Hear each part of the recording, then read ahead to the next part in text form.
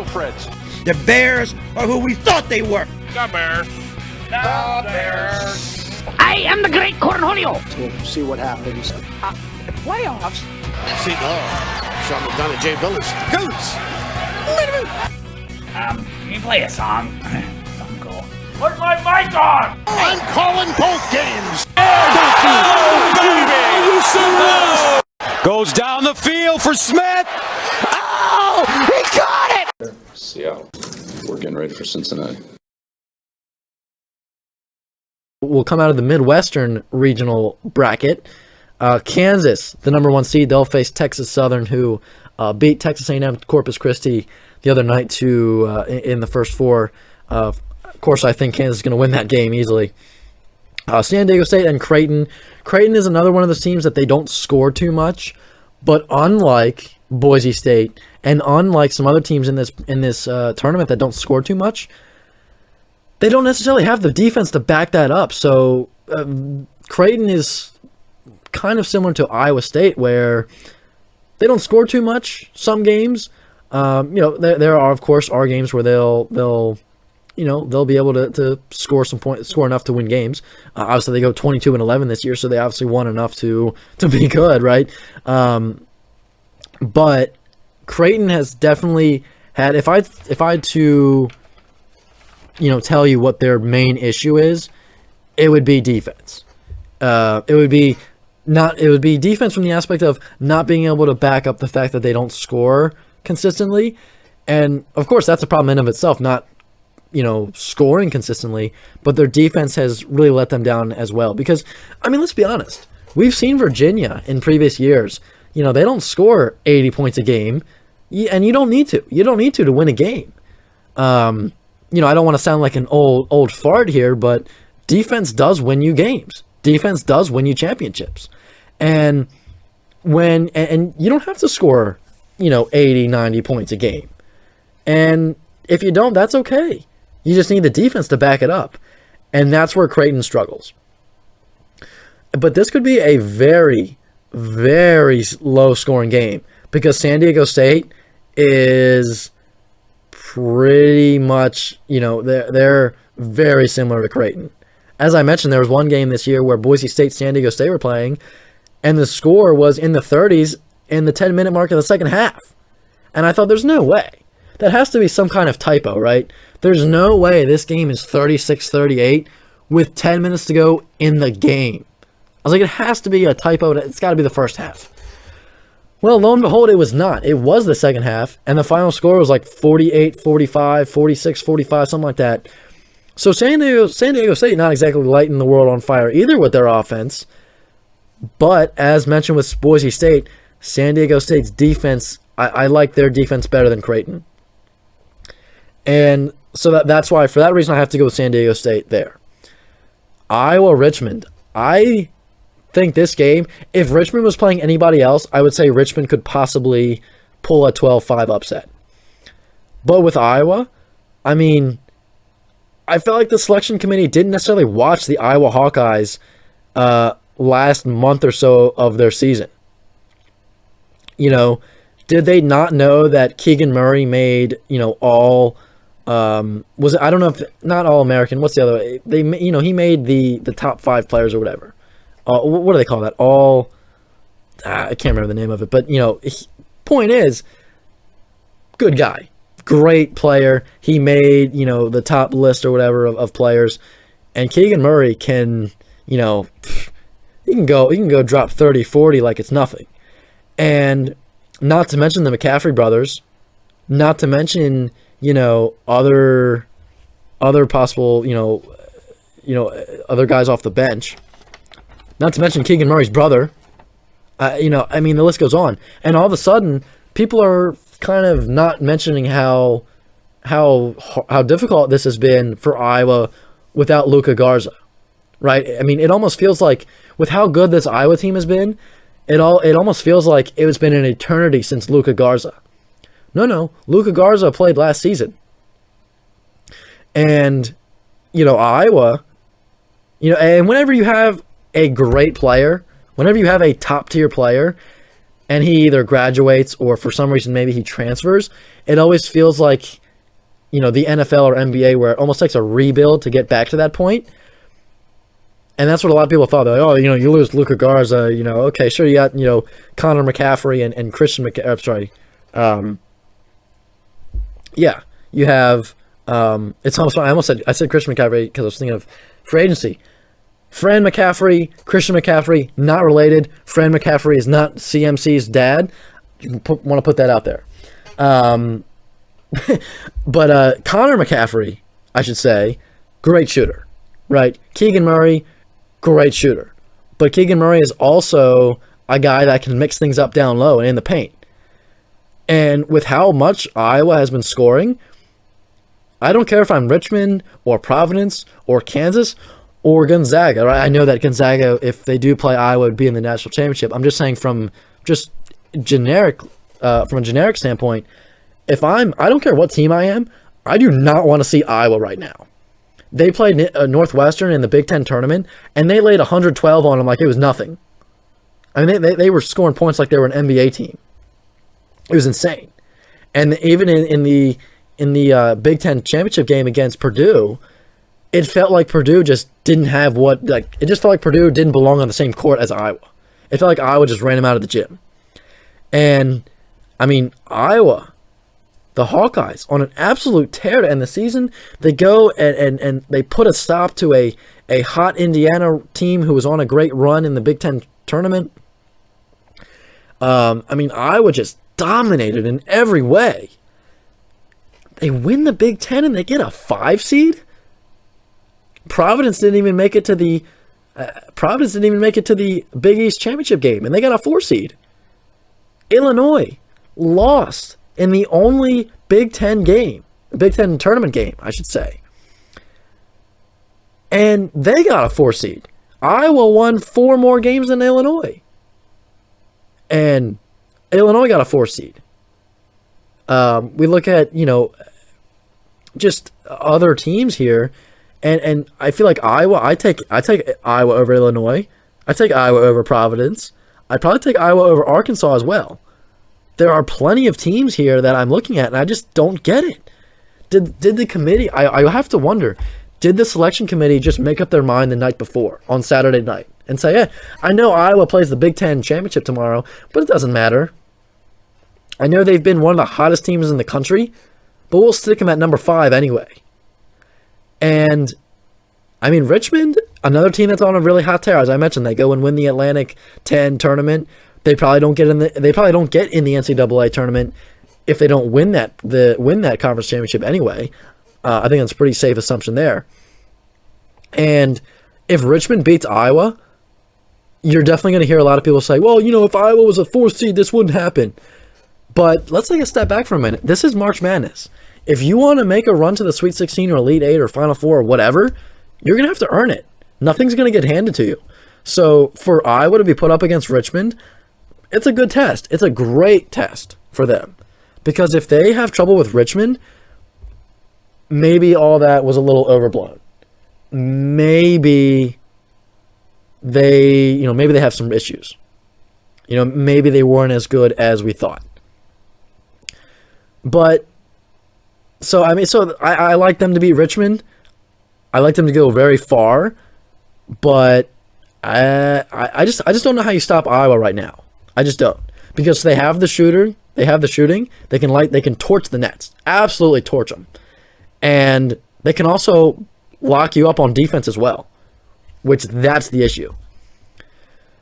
Providence as the 4 seed, yeah, sure, they were top 10 for a good portion of the year down the stretch coming into March, but they lost to Creighton by a lot. They looked terrible against Creighton, who was a 9 seed. I'm not liking it. Providence was a team that, sure, they had 5 losses, but I just didn't like what they were doing. In the Big East. And, we were talking about number 4, 4-13 upsets. And I know I said possibly Illinois Chattanooga. And I don't know. I Providence, like, I don't want to say Providence is terrible, because they're not, but South Dakota State, keep an eye on that game tomorrow. That could be a team that if South Dakota State hangs around, Providence might start getting nervous. Another interesting matchup, and this is probably going to be one of the, and this is a Friday game, a Friday first rounder, but I'm going to be really interested to see how LSU plays. And I think I touched on this top of the show. LSU has got a lot going on off the basketball court. They've got, I believe, 2 level 1 allegations against, like, you know, recruiting misconduct or something like that. And they've got 1 level 2. I'm not exactly sure what that looks like. This just happened very recently. And, you know, this is things that the FBI is even getting, like, you know, involved in this. So they've got some real issues there. And this is not the first time LSU has had issues with cheating and recruiting issues and stuff like that. This happened 3 years ago where it was, hey, LSU is probably, maybe, we don't know yet, doing something bad. And it got swept under the rug a little bit. And it feels like this is when we're finally going to know if LSU has been doing bad things all along. And, you know, they even fired their coach, Will Wade. He's gone. So they have an interim head coach, and now they got to get ready. They got all that on their plate, and now they have to get ready for a tournament game on Friday. The only saving grace of this whole thing is that they're playing Iowa State. As I mentioned numerous times tonight, Iowa State is, I mean, one of the lowest scoring teams in the country. So if LSU is playing any other 11 seed, Michigan, Virginia Tech, Rutgers, or Notre Dame, I would say no way. There's no way that they would win. But because they're playing Iowa State, I just don't know if Iowa State can, you know, score enough points to beat them. So LSU might win that game. I don't know. But they will definitely run into some issues in the second round if they play Wisconsin. Wisconsin first has to get past Colgate, the 14th seed Colgate. And no, it's not the toothpaste brand. It is the actual university named Colgate. No, their rival is not Crest. Colgate, the Colgate Raiders, I believe, they won the Patriot League. And, I mean, Wisconsin's got some great players. They've got Johnny Davis, freshman phenom. They've got Brad Davison, who feels like he's been around college basketball longer than Tom Brady's been in NFL. Brad Davison's been around since I was in diapers, it feels like. I mean, Brad Davison, I'm surprised he doesn't have a wife and kids yet. Like, he's been around that long. And I don't know anybody that likes Brad Davison because he's just that annoying kid that just won't go away. Right? Who knows? I don't know how many classes he's been taking at Wisconsin, but let's just say he's taking full advantage of that scholarship. He's in like his eighth season, it feels like, at Wisconsin. And I don't know. Last year, I thought, okay, he's going to be done after this. And they're like, oh, you know, we're going to give an extra COVID year to everybody. And Brad Davison was like, yeah, I'll take that. I'll take a 7th year. And I don't know. I would love to say that this is it for him, but I don't know. Knowing him, he'll probably find a loophole to come back for his 30th year. I mean, I'm surprised the guy's not balding yet. But they've got other great players as well. They just, again, the Big Ten has so many teams at the top that it's very difficult for anybody to say, hey, that's the team, right? At one point, it was Purdue. They thought, hey, Purdue's untouchable. Then they kind of came back down to reality. Then it was Wisconsin, and then they just had trouble breaking through. And then Illinois, same thing there. And then Iowa right now is the hot team. But as I mentioned, I'm very curious to see, will Iowa have the same, you know, will they have the same, I don't want to say collapse, because Wisconsin, Illinois, and Purdue are very good teams. But will they have the same, you know, they get hot and then they fall? Will that happen to Iowa? Who knows? So I love Wisconsin to beat Colgate. Obviously, I mean, I don't see the Colgate Raiders beating Wisconsin. You know, Colgate really missed the mark. They could have been like, you know, proud partners with Colgate toothpaste. They could have had mint green uniforms. You know, they could have been giving out breath mints at their game or something like that. They really missed the mark. to be a red team and be named the Colgate Raiders, missed the mark there. Come on, Colgate, do better. Should have done better.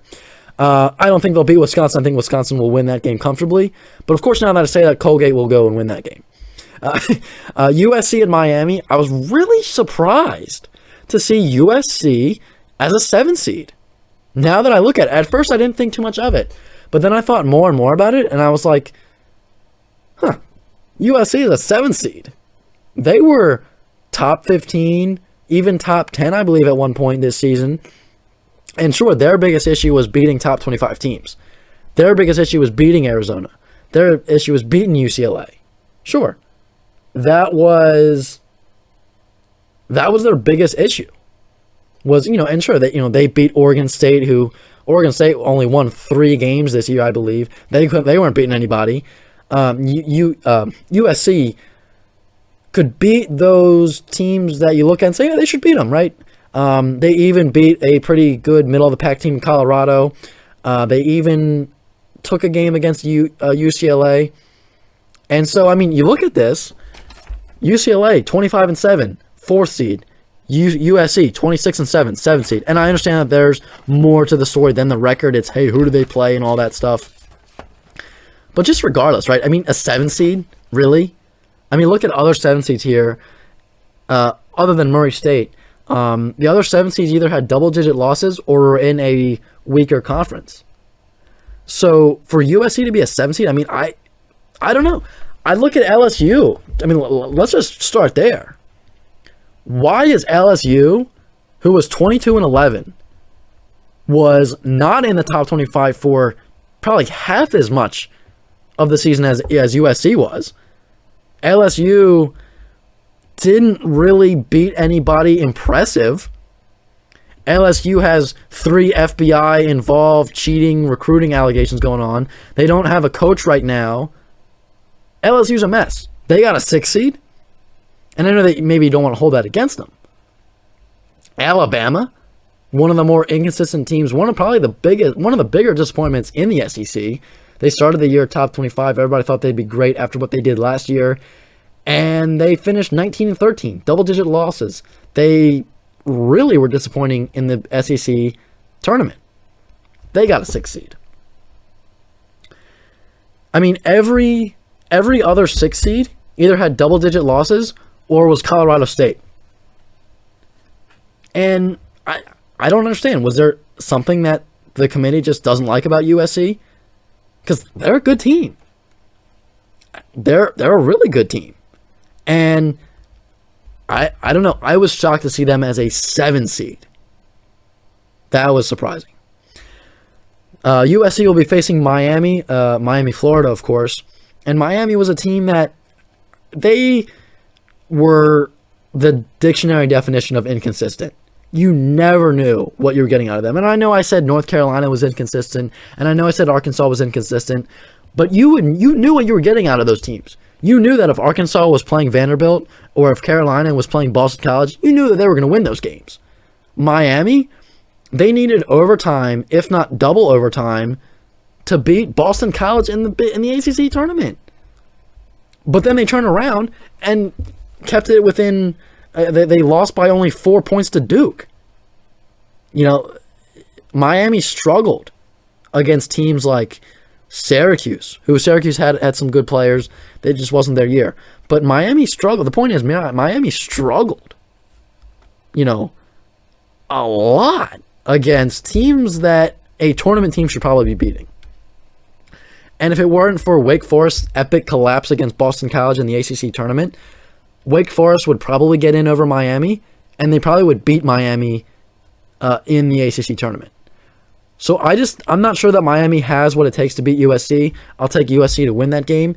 And a possible USC-Auburn matchup, because let's be honest, who thinks Jacksonville State's going to beat Auburn? I hope not too many. And Auburn, let's talk about them for a minute before we hit the break. Arguably should have been a 1 seed. And I understand that both them and Baylor, because let's be honest, Auburn's not going to get a 1 seed over Kansas, Arizona, or Gonzaga.